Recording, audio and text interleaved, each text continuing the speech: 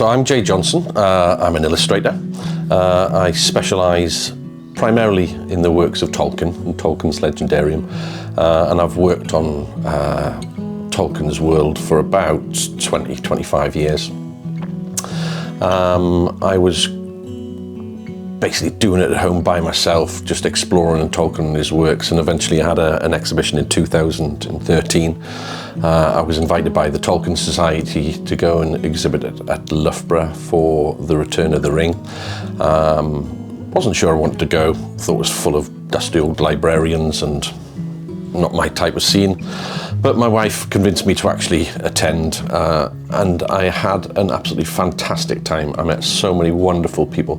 The Tolkien Society was so welcoming, and the paintings that I took along, they believed touched something deep within Tolkien's world that most people hadn't considered.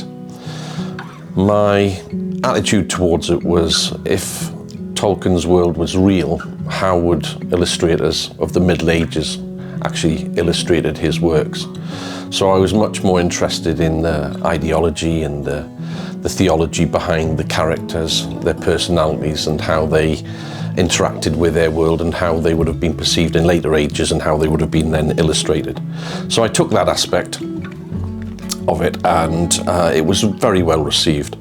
I was lucky enough then to be invited to attend various other conventions and exhibitions. The biggest one I went to was in Los Angeles, so I went for the last Hobbit film when it was at the Oscars. I had an exhibition of some work there, and since then I've travelled around Holland. I've got exhibitions in Germany, in Switzerland, Athens, Italy. So I've basically travelled around the world just talking about my ideas and my thoughts behind Tolkien and his world. So my favourite mediums that I like to work in primarily are very, very traditional. So I start with vellum. Usually goat skin is my favourite to work with.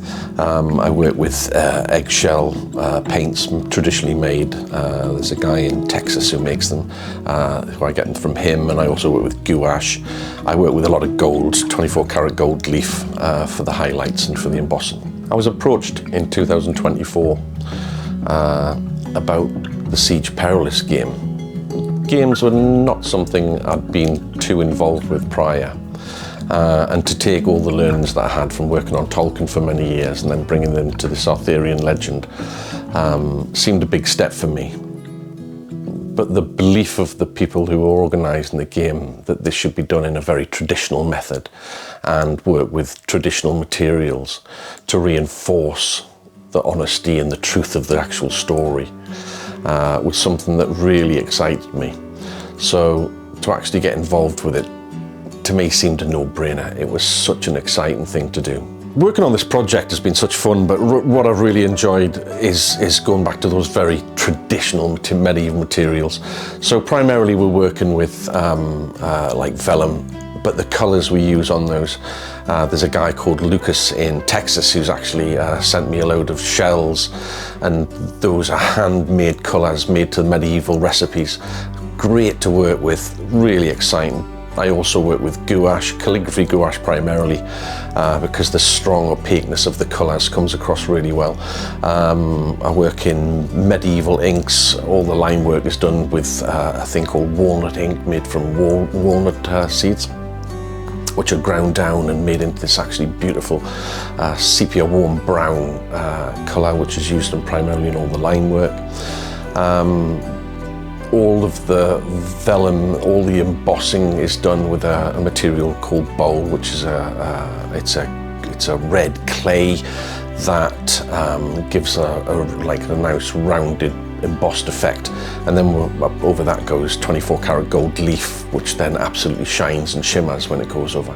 So just very traditional materials, treating it from like a much more historic way of actually producing the artwork. You can't get that with digital. You can't get it with digital art.